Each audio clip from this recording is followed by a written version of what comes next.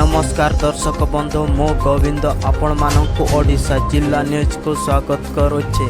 चलतु आ विलंब न करी आज संध्यार सबुठार बड़ एवं ताजा खबर उपरे नजर पकेइबा। केंद्र सरकार सूचना अस्थायी नियुक्ति रे एससी एसटी और ओबीसी प्रार्थी को मिलिब संरक्षण।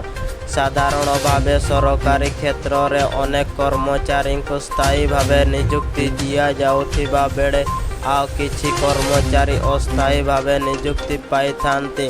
तेबे अस्थायी कर्मचारी आसीछि एक खुशी खबर। 45 दिन अधिक दिन पर्यंत अस्थायी नियुक्ति दियागले संरक्षण मिलिब। अनुसूचित जाति एससी, अनुसूचित जनजाति एसटी और अन्य पछुआ वर्ग ओबीसी प्रार्थी माने एही सुविधा पाइबे बोली केंद्र सरकार कहिछन्ति।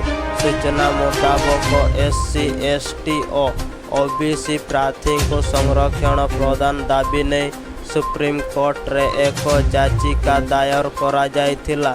यार जवाब केंद्र सरकार पक्षर प्रदान करा जायथिला। 2022 रे भारत सरकार पक्षर जारी करा जायथिबा विज्ञापन विषय रे सूचना दिया जायछि। सरकार विभाग रे 45 दिन बा ताठारो अधिक दिन पर्यंत अस्थायी नियुक्ति रे एही संरक्षण दियाजिबो। तेणु अस्थायी पद रे सठिक भावे संरक्षण लागू करने समस्त मंत्रणालय और विभाग को निर्देश दिया जायछि। अस्थायी नियुक्ति रे संरक्षण व्यवस्था गत 1968 मसीह लागू होई आसुछि। यह को नहीं गत 2018 और 2022 मसीह निर्देशनामा जारी करा जायथिला। समस्त विभाग पक्षर अस्थायी चाकरी रे संरक्षणर निर्देशनामा को सठिक भावे पालन करा जाउनथिबा नै संसदीय कमिटीर एक रिपोर्ट जना पड़िथिला।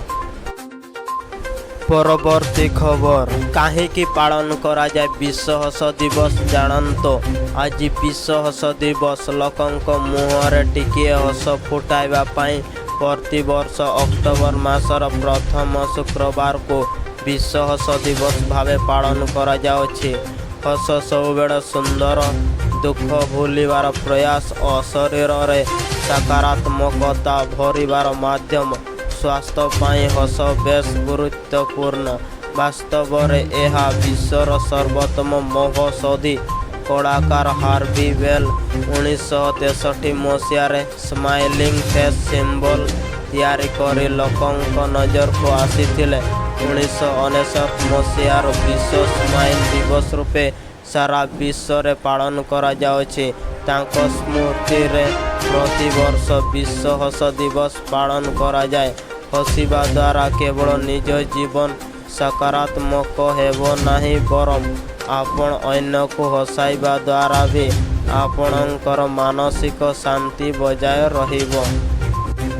परवर्ती खबर सुंदरगढ़ जिल्ला रे पुणी 25 क्रॉप टाइफस रोगी चिन्हट। सुंदरगढ़ जिल्ला रे पुणी 25 क्रॉप टाइफस रोगी चिन्हट होइछन्ति। गतकाली परीक्षा करा जाइथिबा 108 नमूना मध्यरु 25टी पॉजिटिव चिन्हट होइथिबा बेले वर्तमान सुधा सुंदरगढ़ जिल्ला रे क्रॉप टाइफस आक्रांतक संख्या 355 रे पहुंची छे। एने जिला स्वास्थ्य विभाग पक्षर सूचना दिया जाइछे। भारप्राप्त जिला मुख्य चिकित्सा अधिकारी डॉक्टर कन्हचरण नायक कहिछन्ते यथेष्ट औषध मौजूद रही।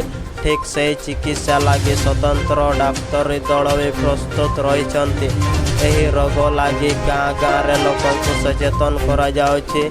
गत जनवरी मासर आजिर तारीख जाए 355 जन क्रॉप टाइफस पॉजिटिव चिन्हट होइछन्ति। तेबे बड़गाँ अंचलर जड़े संक्रमितंकर मृत्यु होइथिबा बेले अन्य जड़े आईसीयू रे भर्ती होइथिले। अन्य समस्त आक्रांत सुस्थ थिबा स्वास्थ्य विभाग सूचना दिया जायछि। जिलार सदर ब्लॉक मझापड़ा और बालीशंकरा ब्लॉक रो अधिक रोगी चिन्हट होइथिले। एही रोग कीट दंशन होउथिबार जंगल तथा बिलबाड़ी को जीवा समय संपूर्ण शरीर को घोड़ाई रखिबाकू स्वास्थ्य विभाग परामर्श देइछि। एही रोग को नियंत्रण करिया पाई जिला मुख्य डाक्तरखाना और राउरकेला सरकारी डाक्तरखाना रे औषध परीक्षा व्यवस्था रहिथिबा सूचना देइछन्ति भारप्राप्त सीडीएम और डॉक्टर कान्हचरण नायक। सेपटे स्वास्थ्य विभाग सचेतनता लोकों पाखरे पहुँची पारुनथिबा अभियोग रहिछे। परवर्ती खबर, राज्य रे 39% पछुआ वर्ग एवं भी शिक्षा और सामाजिक क्षेत्र रे अनेक पछुआ। राज्य रे 53,96,132 घरे 1,94,88,671 जन पछुआ वर्गर लोक अछंती।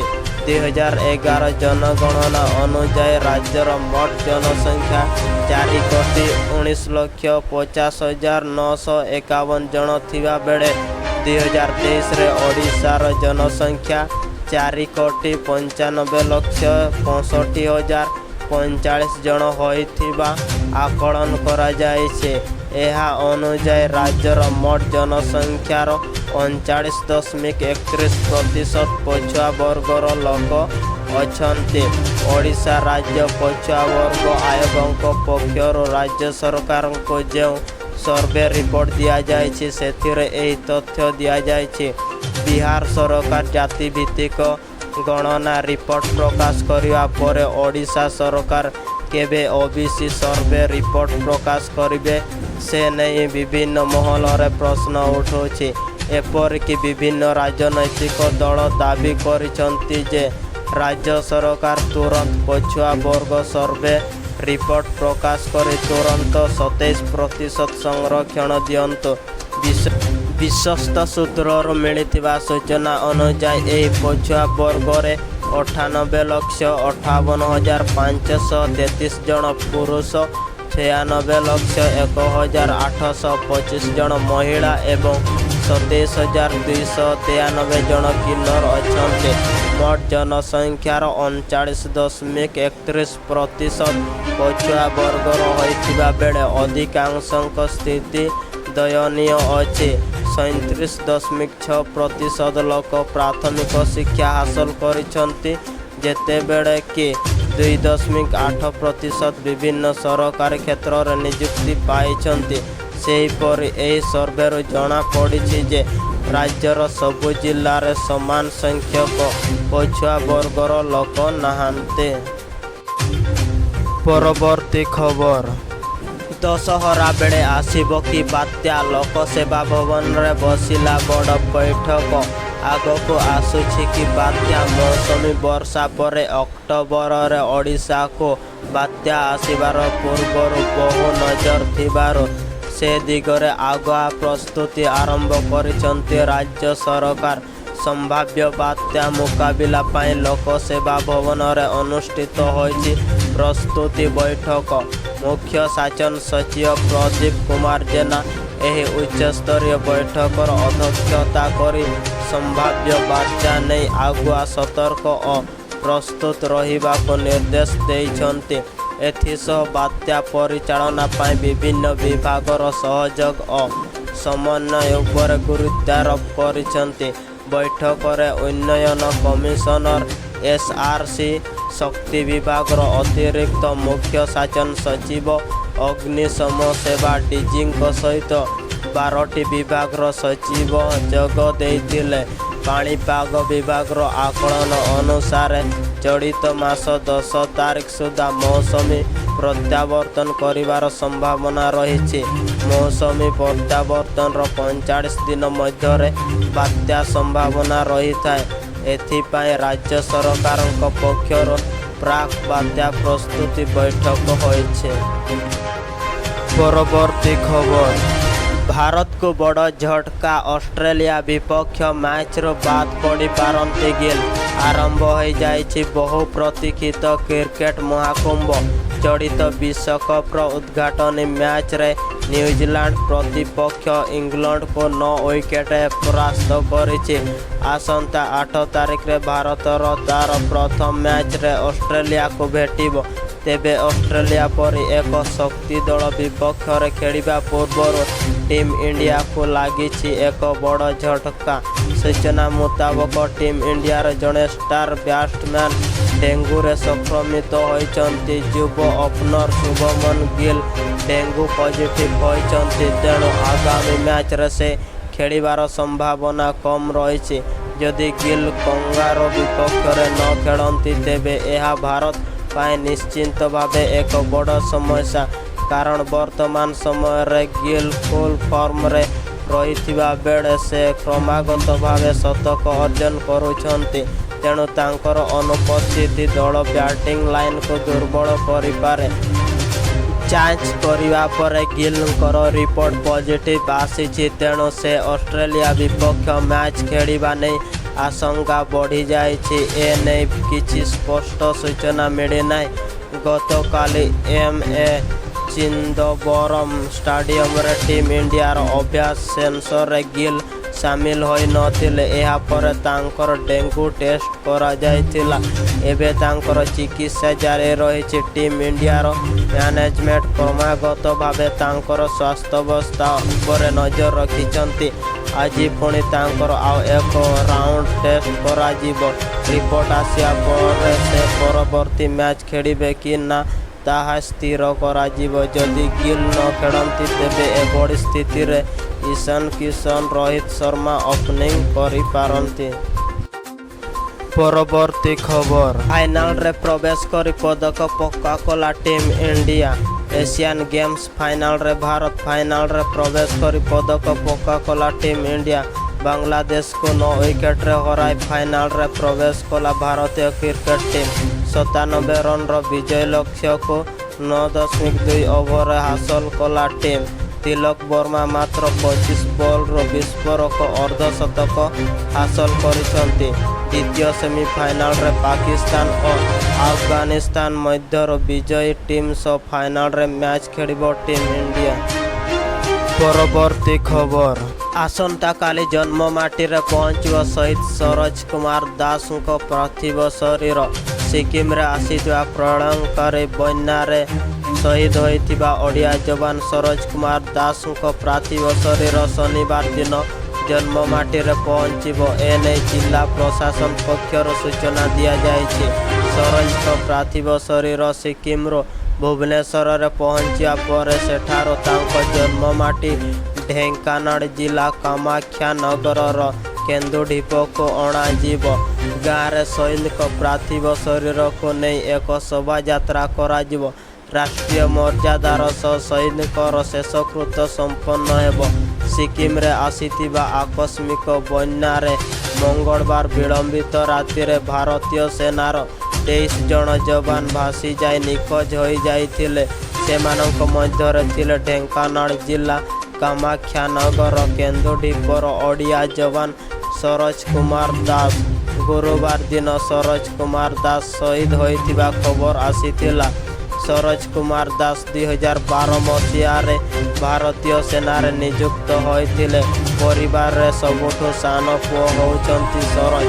2023 ମସିହା ଫେବୃଆରୀ ମାସରେ ତାଙ୍କର ବିବାହ ହୋଇଥିଲା।